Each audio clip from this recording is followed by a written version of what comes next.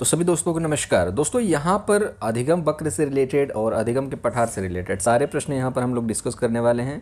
और इतने ही प्रश्न जो हैं परीक्षा में टॉपर या फिर कोई भी व्यक्ति जो पास होता है इतने ही प्रश्न पढ़ता है, इससे ज़्यादा कुछ करने की जरूरत नहीं है। पूरी पीडीएफ जो है आपको यहाँ पर टेलीग्राम पर मिल जाएगी। तो पूरी पीडीएफ के लिए टेलीग्राम डिस्क्रिप्शन बॉक्स में लिंक है, वहाँ पर जाकर के ज्वाइन कर सकते हैं। तो सबसे इंपॉर्टेंट है पहले अधिगम के बारे में समझ लेना कि अधिगम वक्र क्या है। देखिए अधिगम का मतलब होता है सीखना और वक्र का मतलब होता है कि आपने देखा होगा कभी भी कि इस तरीके से आप मैप बनाते थे बचपन में, ठीक है। बनाने का रीज़न क्या होता है कि इसमें बहुत सारी चीज़ों को यहाँ पर दर्शाना, जैसे कि आप मान के चलो कि ये पहला साल है, आपका ग्रोथ यहाँ पर है, दूसरा साल है आपका ग्रोथ यहाँ पर, आपका ग्रोथ जो है यहाँ पर है, दूसरे साल में आपका ग्रोथ जो होता है यहाँ पर हो जाता है, तीसरे साल में यहाँ पर होता है, चौथे साल में यहाँ पर होता है। तो इसको कैसे निपटाएंगे, ऐसे करके ऐसे बनाएंगे, मतलब कि पता चलेगा ग्रोथ के ग्राफ के माध्यम से कि आपका ग्रोथ कैसा है, ठीक है। पहले साल लिखोगे इतना, दूसरे साल लिखोगे, उससे अच्छा क्या है आप ग्राफ बना दो। जैसे कि मानचित्र में आप देखते हो कि आपका यहाँ पर ग्राफेटिकली जो है सारी चीज़ें यहाँ पर डिज़ाइन होती हैं। अब देखिए पहला प्रश्न जो था आपके सामने, लेकिन पहले देख लीजिए कि अधिगम के जे.एस. ब्रूनर को यहाँ पर क्या कहा जाता है, अधिगम वक्र का जनक कहा जाता है, क्योंकि ग्राफ के माध्यम से 1960 में सबसे पहले इन्होंने इस चीज़ के बारे में बताया था। तो पहला प्रश्न है, चलिए देख लेते हैं। पहला प्रश्न है यहाँ पर कि जिस वक्र रेखा में प्रारंभ में सीखने की गति धीमी होती है और बाद में यह वक्र जो होता है क्रमशः तीव्र हो जाता है, ठीक है, इसके बारे में यहाँ पर बात की जा रही है। तो देखिएगा वक्र जो होते हैं वो कितने प्रकार के होते हैं उसको देख लेते हैं। बहुत छोटा सा टॉपिक है लेकिन ज़बरदस्त टॉपिक है और यहाँ से परीक्षा सवाल पूछती है। अब देखिए अधिगम वक्र जो होते हैं 4 प्रकार के होते हैं। पहला होता है सरल रेखीय। अब सरल रेखीय क्या होता है, इसको इतनी सारी चीज़ें यहाँ पर लिखी गई हैं, बस इसमें हाईलाइट करा गया है। गति जो होती है एक समान रहती है, इसको याद रखिएगा। सरल में एक समान गति रहती है, इस तरीके से आपको यहाँ पर देखने को मिलेगा। चलिए मैं मैप के द्वारा दिखा देता हूँ आपको। तो दोस्तों यहाँ पर आपको देखने को मिल रहा है, ठीक है। कहने का मतलब ये टाइम दे रखा है यहाँ पर, ये टाइम है, पहला साल है, दूसरा साल है, तीसरा साल है, चौथा साल है, पांचवा साल है, ठीक है। और ये पहला साल है, दूसरा साल है, तीसरा साल, मतलब अधिगम की मात्रा है, फर्स्ट है, सेकेंड है, थर्ड है, ऐसे करके अधिगम की मात्रा है। जब आप मिलाओगे ना इसको तो ये जो अधिगम की मात्रा है वो बिल्कुल बराबर दिखेगी आपको, ठीक है, बिल्कुल बराबर दिखेगी आपको। तो ये जो है आपका यहाँ पर अधिगम की मात्रा और जब टाइम दोनों बराबर होता है तो उसको बोला जाता है सरल रेखीय। सिंपल सी बात है कि एक सरल रेखा में आपको देखने को मिलता है। अब दूसरा देख लेते हैं, दूसरा क्या है। तो दोस्तों दूसरे को बोलते हैं उन्नतोदर, ठीक है। इसको कॉनकेव भी बोला जाता है, इसको याद रखिएगा, ठीक है। इसको कॉनकेव भी बोला जाता है। अब यहाँ पर कन्वेक्स भी बोला जाता है, सॉरी। अब यहाँ पर आप देखेंगे कि अब यहाँ पर देखिएगा, यहाँ पर आप देखोगे टाइम दे रखा है, मतलब कि दिन के बारे में बात की जा रही है कि इतने दिन में, और यहाँ पर देख रहा है कि कितना आपने प्राप्त करा है, ठीक है। लेकिन अब जब वक्र बनाएंगे ना, वक्र जब बनाएंगे यहाँ पर तो ऐसे वक्र बनेगा इसका, ठीक है, ऐसे वक्र बनेगा इसका। कई बार क्या होगा, ऐसे वक्र बनेगा, ठीक है। अब फिर दोबारा से क्या होगा, ऐसे।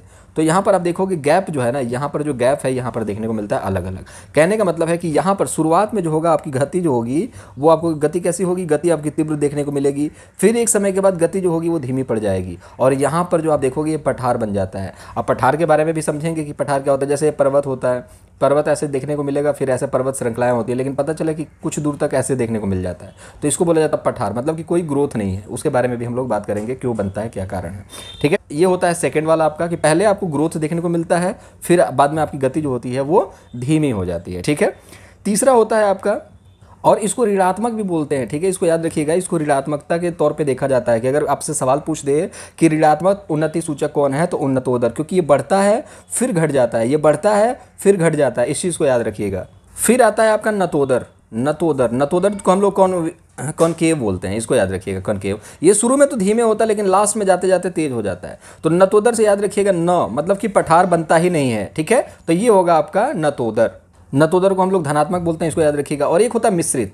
देखिएगा उन्नतोदर में क्या होता है, ऊपर जाना फिर नीचे आना, फिर ऊपर फिर नीचे, ऐसे करके आपको देखने को नहीं मिलता है। उसमें क्या होता है, एक बार ऊपर जाता है फिर नीचे आ जाता है। आप नतोदर में क्या होता है, एक बार धीरे धीरे जाता है नीचे, फिर उसके बाद ऊपर उठ जाता है। लेकिन इसमें क्या होता है, एक सांप बन जाता है, इसको बोला जाता है मिश्रित, ठीक है। तो इसको याद रखिएगा। और उन्नतोदर जो होता है निगेटिव होता है और आपका नतोदर जो होता है वो पॉजिटिव होता है। सवाल ऐसे भी पूछे जाते हैं, ठीक। तो पूरी पीडीएफ जो देखिए यहाँ पर डिटेल में सारी चीज़ें दे रखी हैं बिल्कुल तरीके से, और इतना ही पढ़ना है, बहुत ज़्यादा नहीं पढ़ना है, काम आपका आसान हो जाएगा, ठीक है। तो सवाल जो था वो देख लेते हैं पहले कि कौन सा सवाल था हमारा ये था कि जिस वक्र में प्रारंभ में सीखने की गति जो होती है वो धीमी होती है और बाद में क्रमशः तेज हो जाती है, उसको क्या कहा जाता है। तो याद रखिएगा, पहले गति जो है वो बिल्कुल धीमी है, फिर बाद में होते तेज बन गया, ठीक है। ये क्या हो गया, नतोदर, ठीक है। इसमें पठार नहीं बन रहा है, नतोदर, इसको कनकेव भी बोला जाता है, ठीक है। ये चीज़ होगा। ऑप्शन नंबर सेकंड के साथ जाएंगे। नेक्स्ट क्वेश्चन देख लेते हैं। नेक्स्ट क्वेश्चन है यहाँ पर कि जिस वक्र रेखा में प्रारंभ में सीखने की जो गति थी धीमी थी, प्रारंभ में सीखने की गति जो थी धीमी थी, फिर बाद में यह तीव्र हो गई, फिर उसके बाद धीमी हो जाती है, फिर उसके बाद तीव्र हो जाती है, तो ये क्या हो गया? ये हो गया आपका मिश्रित। ठीक है, ये हो गया आपका मिश्रित। तो ऐसे ग्राफ के द्वारा आप बनाएंगे। ये होता है आपका समय और ये होता है आपका सीखना। ठीक है, चलिए एक सवाल और आप लोगों के लिए यहाँ पर कि सीखने के पठार को निराकरण के लिए क्या नहीं करना चाहिए? क्या नहीं करना चाहिए? निराकरण। ठीक है, सीखने के पठार के निराकरण के लिए क्या नहीं करना चाहिए? जैसे कि पठार क्या होता है ये देख लीजिए। पहले तो इंपॉर्टेंट है पठार क्या होता है ये देख लीजिए। ये आप सीखने की गति हो रही है, जैसे कि देखिएगा ये है आपका टाइम, ये होता है आपका लर्निंग। ठीक है, अब सीखने की गति ऐसे बढ़ रही है, शुरुआत में धीमे थी, फिर धीरे धीरे तेज हुई, फिर अचानक से बिल्कुल रुक गई। ऐसे जैसे कि इंसान मरता है ना, तो ऐसे ऐसे चलता है, फिर अचानक से टू, मतलब कि ये बन गया पठार। ये क्या हो गया? पठार। मतलब कि सीखने की गति जो हो गई क्या हो गई? शून्य हो गई। तो जहाँ पर भी आपको ये पठार दिखता है, जहाँ पर भी ये पठार दिखता है, इसका मतलब क्या है कि बच्चा सीखने के कहीं ना कहीं उसके सीखने में कमी रह गई है। उसके कितने सारे कारण हैं उसको भी देख लेते हैं। देखिए बहुत सारे लोग हैं जैसे प्रोफेसर क्रूज है, इन सभी चीज़ों के बारे में बात नहीं करना कि प्रोफेसर क्रूज ने क्या कहा, बट इनके कुछ टर्म्स है उसको परीक्षा पूछ सकती है कि कारण क्या है अधिगम के पठार का। तो इनका भी कारण यहाँ पर आ सकता है। पहले है रुचि का न होना, कोई चीज़ में इंटरेस्ट ही नहीं ले रहा हो। थकान हो जाना, मतलब थक गए आप काम करते करते, जैसे कि 2 घंटा पढ़े, थक गए, नींद आ रही है, आप पढ़ना नहीं चाहते, तो पठार ही बनेगा। सीखोगे नहीं तो सिलेक्शन ही होगा। आदतों का पुनर्गठन ना होना। ठीक है, पुनर्गठन ना होना मतलब कि कोई अच्छी आदत है उनको आप यूटिलाइज नहीं कर पा रहे हो, तो कोई मतलब नहीं है। यह सीखने के काम करने की गलत विधि, जैसे कि तरीका क्या होता है, सिलेक्शन लेने के लिए भी आपके पास तरीके होने चाहिए। गलत तरीके से पढ़ोगे, सिर्फ क्वेश्चन आंसर सेट लगाते रहोगे जिंदगी भर। अब पढ़ना क्या है कि कौन कौन से क्वेश्चन के आंसर के सेट लगाने वो पता ही नहीं है, तो गलत तरीके से क्या होगा, आप पढ़ते जाओगे। देखो पठार कुछ ना कुछ तो सीख रहे होगे आप, लेकिन जब सिलेक्शन नहीं ले पाओगे ना, तो घर वालों के लिए तो इतना ही लगेगा ना कि लड़का पढ़ता नहीं था। सिंपल सी बात है, मतलब कि उनके लिए आप क्या थे, पठार का काम कर रहे थे। ठीक है, बाकी देखिए नेक्स्ट क्या है आपका, नेक्स्ट है समझने की कमी। अगर चीज़ों को आप नहीं समझ पाते तो भी पठार बनेगा। परिश्रम कम करना, मतलब परिश्रम नहीं करते हो तो भी आपका पठार कम बनेगा, मतलब पठार बनेगा, सॉरी फॉर दैट। ठीक है, पठार बनेगा, पठार बनना, ये पठार बनना होता है। कम बनना मतलब कि अच्छी बात है कि कभी कभी सीख भी रहा है बच्चा। कार्य में उत्साह न मिलना, अगर कोई कार्य करते हो और आपको उत्साह नहीं मिलता, कोई आपकी तारीफ नहीं करता, पुनर्बलन नहीं देता, अप्रिशिएशन नहीं करता है, तो भी पठार बनना जायज़ है, शाबाशी नहीं मिलती। प्रयत्न करना बंद कर देना, जब प्रयास करोगे ही नहीं तो भूल भी नहीं होगी, भूल नहीं होगी तो क्या होगा, सीखोगे नहीं। फिर देखिएगा ये आपके प्रोफेसर साहब थे, ये हॉलिंगवर्थ के अनुसार भी देख लीजिएगा, प्रयत्न बंद करना, सारी चीज़ें मिलती जुलती देखने को मिलेंगी। प्रयत्न बंद कर दोगे तो भी पठार बनेगा, गलत तरीका अपनाओगे तो भी। नई प्रविधि का आवश्यकता जो है वो यहाँ पर इंपॉर्टेंट रोल प्ले करता है। ठीक है, नई प्रविधियों का जो आवश्यकता है वहाँ पर नया रोल प्ले करता है। अभिप्रेरणा का खत्म हो जाना, जब अब यही नहीं है तो जिंदा रहने का मतलब ही नहीं बनता। ठीक है, प्रगति की मात्रा का नगण्य होना, प्रगति की मात्रा ये एक तरीके से देखिएगा, ऐसे धीरे धीरे जाता है, फिर उसके बाद ऊपर की तरफ, फिर अचानक से पता नहीं क्या हो जाता है, कहाँ किस चक्कर में पड़ जाता है लड़का कि उसकी प्रगति का मार्ग ही रुक जाता है। इसको भी बोला जाता है पठार। ठीक है, तो इधर उधर चक्कर में ना पड़े। देखिएगा आप कुछ और कारण है जिसको देख लीजिए, जो परीक्षा बार बार पूछती है। अभाव होता है रुचि, अगर रुचि नहीं है किसी कार्य को करने में तो भी पठार बनेगा। शारीरिक शक्ति अगर कम है, मतलब 8 घंटे बैठ नहीं सकते पढ़ने के लिए, तो फिर सिलेक्शन लेना मुश्किल है। चाहे आप पढ़ें, चाहे रिवीजन करें, चाहे कुछ भी, 8 घंटे तो एटलीस्ट पढ़ना ही पड़ेगा किसी तरीके से भी। अगर नहीं बैठ पाओगे तो दिक्कत है। ठीक है, शारीरिक शक्ति देना। ठीक है, समझने में कठिनाई और कमी, अप्रभावकारी विधियों का प्रयोग, जो प्रभावकारी नहीं है। जैसे बहुत सारे बच्चे वीडियो नहीं देख रहे होंगे, लेकिन आप देख रहे हो, मतलब कि आपको सीखना है। ठीक है, क्योंकि तरीके से चीज़ों को समझाया जा रहा है, क्वेश्चंस भी दिखाए जा रहे हैं कि हाँ इन क्वेश्चंस को हम लोगों को डील करना है।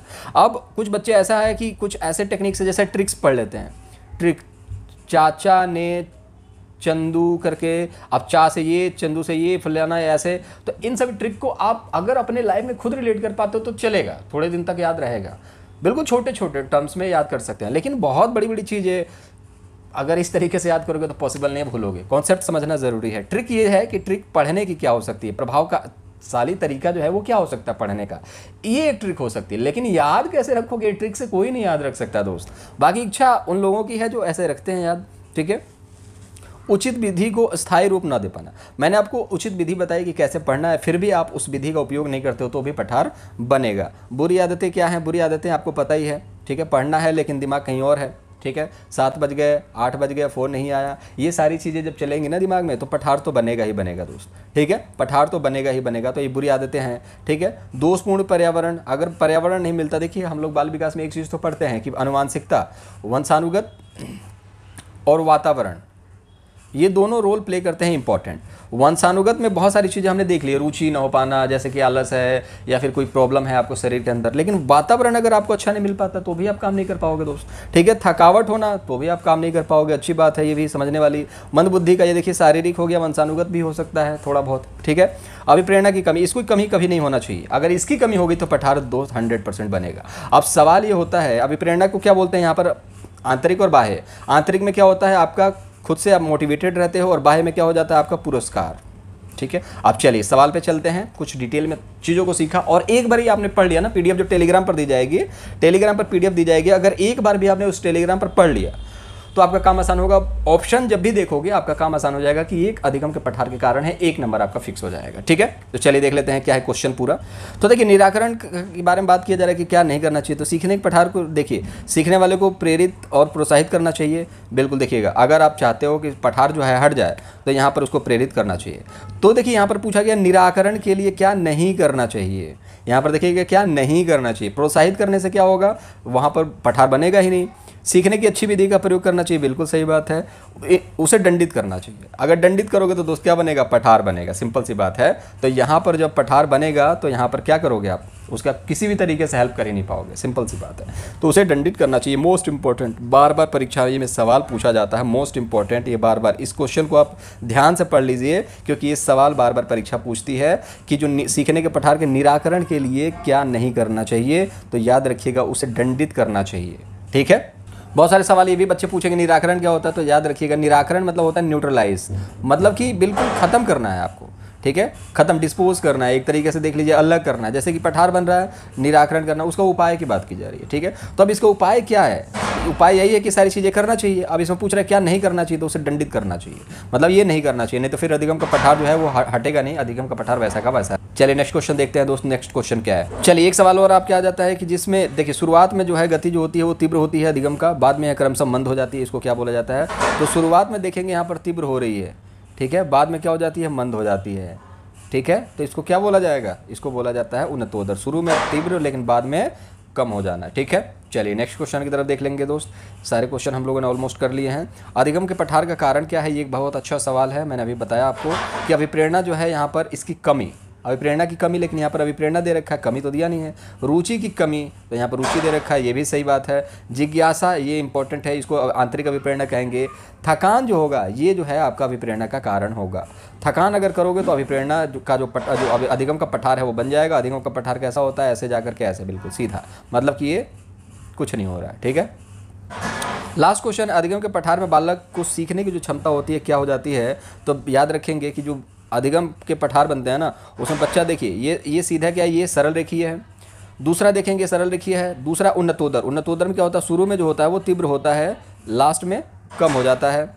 नतोदर में क्या होता है, शुरू में कम होता है लेकिन लास्ट में तीव्र हो जाता है। फिर मिश्रित में क्या होता है, ऐसे सर्पिलाकार चलता है, ठीक है, इसको मिश्रित बोला जाता है। अधिगम का पठार क्या होता है, ऐसे जाता है और फिर जाकर के ऐसे हो जाएगा। अब यहाँ पर क्या हो गया, शून्य हो गया ना, सिंपल सी बात है, ना उच्च होता है ना ही निम्न होगा ना ही खत्म होगा, सिंपल सी बात है, आपका क्या होगा, शून्य हो जाएगा, ठीक है। ऑप्शन नंबर 3 के साथ। वीडियो अच्छा लगा होगा, इसकी पूरी प्लेलिस्ट जो है आपको बन गई है, चैनल पर आपको पूरी प्लेलिस्ट मिल जाएगी, और टेलीग्राम चैनल पर जुड़ जाइएगा क्योंकि इसकी पूरी प्लेलिस्ट की जो आप जितने भी क्लासेज हैं उसकी पीडीएफ मिल जाएगी, उसको रिवीजन कर सकते हैं। चैनल को सब्सक्राइब नहीं करा तो सब्सक्राइब कर लीजिए, क्योंकि लेटेस्ट वीडियोस और तैयारी जो है सबसे उम्दा इस चैनल पर कराई जाएगी, जिसमें आपको टॉपिक वाइज और सिस्टम से चीज़ों को कराया जाएगा, जिससे आपकी तैयारी अच्छी होगी और सिलेक्शन के लिए और यूपी टेट के लिए है तो उस क्वालिफाई बड़े प्यार से 110 प्लस भी ला सकते हैं, ठीक है। टिकट सफर में ख्याल रखेंगे, बाय।